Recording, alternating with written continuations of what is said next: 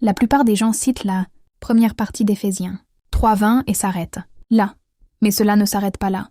Ce verset nous apprend que la puissance de Dieu se manifeste dans nos vies, selon la puissance qui agit en nous, non seulement selon sa capacité, mais aussi selon ce qui est à l'œuvre en nous.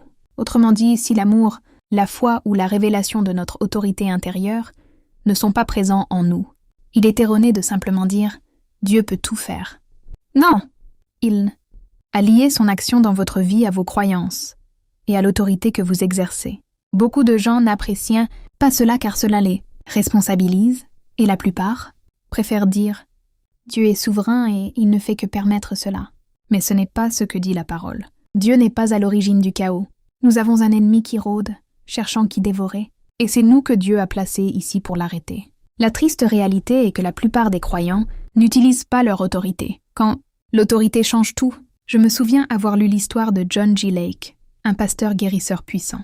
Il a vu tant de personnes guéries à Spokane, dans l'État de Washington, qu'un hôpital a dû fermer ses portes. Mais avant cela, sa vie avait été marquée par la perte.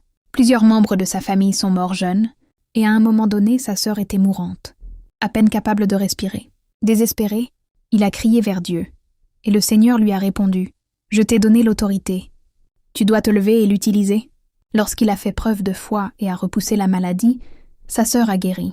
Cette révélation a tout changé. Il a compris qu'ils avaient prié et demandé à Dieu d'agir, mais qu'ils n'utilisaient pas l'autorité qu'il leur avait déjà donnée.